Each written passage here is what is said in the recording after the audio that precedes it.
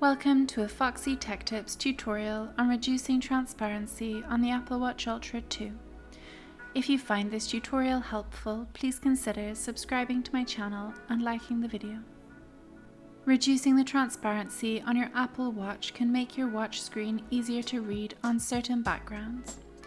If you're struggling to read text on your watch, then changing this setting may help. Tap the digital crown to open the app menu. Then tap the Settings cog to open Settings. Scroll down Settings and tap Accessibility. Scroll down the Accessibility settings and tap the toggle to the right of Reduce Transparency to enable the setting.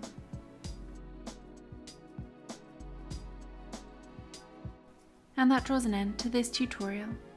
Please like the video if you found it helpful and subscribe to Foxy Tech Tips for more Apple Watch Ultra tips and tricks.